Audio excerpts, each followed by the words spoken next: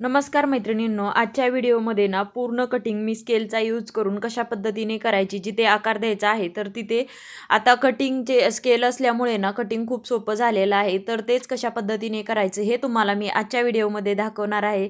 तर त्यासाठी व्हिडिओ लास्टपर्यंत नक्की बघा आणि हो, अजूनही चॅनलला सबस्क्राईब केलं नसेल तर सबस्क्राईब करून घ्या.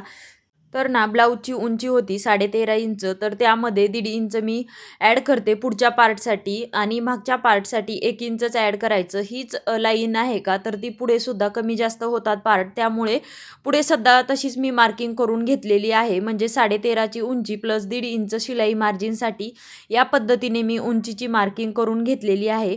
यानंतर बघा, मागचा आणि पुढचा दोन्ही पार्ट एकत्रच कटिंग करणार असल्यामुळे ना डबल फोल्डेड आहे. हे फक्त लक्षात घ्यायचं की दोन्ही पार्ट एकत्र कट केल्यामुळे नंतर बॅक पार्टची ना कटिंग जी आहे तर ती अर्धा इंच कमी करायची. तर ते कशंच करायचं, तर पुढे तुम्हाला मी दाखवतेच. त्यासाठी ना शोल्डर मी 5.5 इंचाचे घेतले. मोंडा जो आहे तर तो 6 इंचाचा घेतलेला आहे. खालच्या साईडला जेवढी कंबर आहे का, तर कंबर होती बघा 30 इंचाची. पुढे 1 इंच टक्ससाठी आणि 1.5 इंच शिलाई मार्जिन. परत चेस्ट आहे 36 इंचाची. जर 36ची चौथा भाग घेतलेला आहे आणि त्यापुढे 1.5 इंच शिलाई मार्जिन या पद्धतीने मी मार्किंग करून घेतलं. पूर्ण असा आपला हा बॉक्स तयार झालेला आहे. यानंतर ना मी फ्रंट पार्टचं आधी कटिंग करणार, म्हणजे ड्राफ्टिंग करणार आहे आणि त्यानंतर बॅक पार्टचं करणार आहे. तर बॅक पार्टसाठी ना आर्मोलचा आकार हा मी 1.25 इंचावरती दिला आणि फ्रंट पार्टसाठी जो आहे का, तर तो म्हणजे पाऊण इंचाचा दिलेला आहे. दोन्ही साईडचं सेंटर काढलं आणि बघा इथं काय होतं, जर नवीन शिकणाऱ्या मैत्रिणी असतील तर आर्मोलचा आकार येत नसेल ना, तर या पद्धतीची स्केल घेऊन यायची. तुम्ही कुठल्याही स्टिचिंगच्या दुकानामध्ये तुम्हाला अशा स्केल आता कुठेही भेटतात. तर त्या पद्धतीने आर्मोलचा आकार देऊन घ्यायचा, जेणेकरून काय होतं, तुम्हाला आर्मोल चुकत नाही आणि त्यामुळे ब्लाऊज फिनिशिंगमध्ये काहीच प्रॉब्लेम येत नाही. तर यानंतर 2.25 इंचाची मी गळा रुंदी घेतलेली आहे आणि पुढचा गळा ड्राफ्ट करते बघा. तर पुढचा गळा ना मी 7 इंचाचा मार्क करणार आहे. खालच्या साईडने 2.5 इंच घेतलं आणि वरच्या साईडने बघा 2.25 इंच घेतलेला आहे. या पद्धतीने नंतर हा पुढचा गळ्याचा बॉक्स जो आहे तर तो ड्रॉ करून घेते. परत ह्या गळ्याला सुद्धा स्केलच्या सहाय्यानेच गोल आकार अशा पद्धतीने देऊन घ्यायचा, जेणेकरून काय होतं, आकार वगैरे चुकत नाही आणि तुम्हाला जसा हवा आहे तशा पद्धतीने आकार येतो. यानंतर योगपट्टीच्या मार्किंगसाठी ना जो गळ्याची बाजू आहे बंद बाजू, तर त्या बाजूने मी 3.5 इंचावरती मार्किंग केलं आणि फिटिंगच्या बाजूला 2.25 इंचावरती आणि या पद्धतीने क्रॉसमध्ये परत एक 2.25 वरती मार्किंग करून या पद्धतीने परत एक स्केलने रेष आखून घेतली आणि बघा इथे जे आहे योगपट्टीचा आकार असा गोलमध्ये देऊन घेते. या पद्धतीने योगपट्टीचा आकार द्यायचा आणि योगपट्टीवरती ना जी आहे तर ती मी 5.25 इंचाचं कटोरीचं मार्किंग करून घेणार आहे योगपट्टीवरती. या पद्धतीने 5.25 इंचाचे योगपट्टीवरती मार्किंग करून घ्यायचे.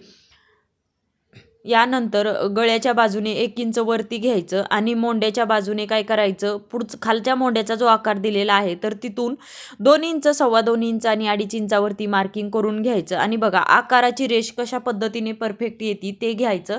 तर बघा इथे काय झालेलं आहे, 2.25 वरती आकाराची रेष परफेक्ट आली आणि स्केलच्या सहाय्याने कशी मी स्केल ठेवून कटोरी आहे तर त्याला मी रेष आखलेली आहे. इथे सुद्धा मला ना आकार द्यायची गरज लागली नाही. स्केलमुळे एकदम परफेक्टमध्ये कटोरीचा सुद्धा आकार आलेला आहे. तर अशा पद्धतीनं तुम्ही सुद्धा आकार द्या. यानंतर मी लगेच कटिंग करायला घेतली.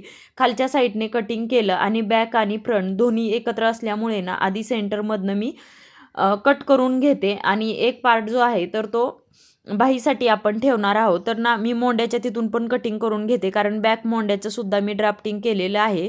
यामुळे इथे काहीच गरज नाही आहे आपल्याला मार्जिनची. बघा दोन्ही पार्ट मी कट केले. शोल्डरच्या तिथे सुद्धा एक रेष आधी आपण लाईन आखलेली होती का, तिथे सुद्धा कटिंग करून घेतलं. यानंतर जे आहे तर ती पूर्ण मी अर्धा इंच मायनस करायचं आहे, तर ते एक मार्किंग करून घेतलं. याची जी शोल्डरची पट्टी जी किती आहे तर ते सुद्धा आखून घेतलं आणि गळा रुंदी आणि खालच्या साईडला अर्धा इंच एक्स्ट्रा घ्यायचं होतं का, तर ते फक्त मार्किंग करून घेतलं. यानंतर बॅक साईडचा गळा मी ड्राफ्टिंग करून घेणार आहे. तर 8.5चा हा गळा आहे बघा, तर त्यानुसार मी बॅक साईडचा गळा जास्त मोठा नाही आहे, त्यामुळे तशा पद्धतीने मी ड्राफ्टिंग करून घेतलं. वरतून 2.25 इंच, खालच्या साईडने 2.5 इंच. जर कमी जास्त झालं असेल का, तर परत याच पद्धतीने करून घ्यायचं. जर पुढे सुद्धा शोल्डर मोंडा परत एकदा चेक केला तरीसुद्धा चालतं. तुम्ही नवीन असाल तर बघा अर्धा इंच खालच्या साईडचं एक्स्ट्रा कट करून टाकलं. गळासुद्धा मी कट करून या पद्धतीने आपला बॅक पार्ट हा रेडी झालेला आहे पेपर पॅटर्न. आणि यानंतर फ्रंट पार्टचं कटिंग करून घ्यायचं. त्यासाठी आधी योगपट्टी कटिंग करून घ्यायची बघा या पद्धतीने. यानंतर गळ्याचं जे आहे तर तो गळा पुढचा आहे तर तो कटिंग करून घ्यायचा. यानंतर कटोरी आणि साईड पार्ट, तर कटोरी अजूनही आपल्याला वाढवायची आहे. तर ती कशा पद्धतीने वाढवायची हे तुम्हाला मी दाखवते. तर अजूनही व्हिडिओला लाईक केलेलं नसेल तर व्हिडिओला लाईक करा. बघा मोंड्याच्या तिथे आपण आकार दिला होता का, तर तो मागच्या मोंड्याचा आकार होता. त्यामुळे पुढच्या मोंड्याच्या आकारानुसार मी तिथे कटिंग करून घेतलं. आणि यानंतर आधी ना आपण काय करणार आहोत, बाहीची कटिंग करणार आहोत. आणि यानंतर कटोरी कशी वाढवायची तर ते मी तुम्हाला दाखवते बघा. डबल फोल्डेड अशी शिंगल जी आहे तर ती घेतलेली आहे. एकाच बाहीचं कटिंग होत असतं त्यामुळे डबल फोल्डेड फक्त करून घ्यायची. बाही लांबी आणि रुंदी किती येत आहे यानुसार तुम्ही मार्किंग करून व्यवस्थित पेपर फोल्ड करून घ्या. आधी स्केलच्या सहाय्याने एक सरळमध्ये मी रेष आखून घेतली जेणेकरून कमी जास्त वगैरे होत नाही. बाहीची लांबी बघा या मापामध्ये ना 7.25 इंचाची बाही लांबी होती. तर त्याच पद्धतीने मी बाही लांबी आखून घेणार आहे. दोन्ही साईडने मी रेष आखून घेतली. परत मी ना दुसऱ्या साईडने मार्किंग करायला घेतलं 7.25 आणि पुढे ना अर्धा इंच, पाऊण इंच मी शिलाई मार्जिन घेत असते. पूर्ण 1 इंचसुद्धा नाही घेत आणि अर्धा इंचसुद्धा नाही, पाऊण इंच घेते. जेणेकरून अस्तरची बाही असल्यामुळे मी पाऊण इंच घेते. जर बिना अस्तरची असेल तर 1.5 इंच घ्यायचं. आणि या पद्धतीने मोंड्याची रुंदी जी आहे का तर ती मी ना 36ची असल्यामुळे 9 इंचावरतीच रुंदी घेतलेली आहे. तिथून खाली 1.5 इंच मार्किंग केलं. आणि बघा बंद बाजूने 1 इंच वरती घेऊन स्केलच्या सहाय्याने अशी क्रॉसमध्ये रेष आखून घेतली.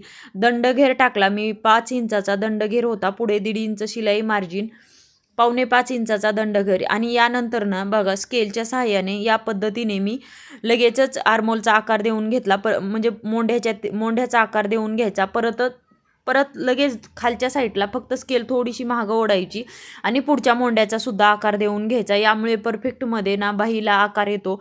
खूप सुंदर यामुळे बाहीला आकार येतो बरं का. खरंच ही स्केल तर मी कंपल्सरी यूज करतेच कारण बाहीला खूप सुंदर आकार येतो या स्केलमुळे. यानंतर आपण जसं ड्राफ्टिंग केलेलं आहे तर त्या पद्धतीने कटिंग करून घ्यायचं. आणि पुढच्या जो मोंड्याचा आकार आहे तर तो सुद्धा मी कटिंग करून घेते. सेंटरमधून एक कट देऊन घ्यायचा जेणेकरून आपल्याला ब्लाऊज कटिंग करत असताना ना सेंटर आपल्याबरोबर लक्षात येतं. त्यामुळे बघा या पद्धतीने आपले सर्व पार्ट भेटलेले आहेत. फक्त आपला एकच पार्ट राहिलेला आहे कटोरी वाढवायचा.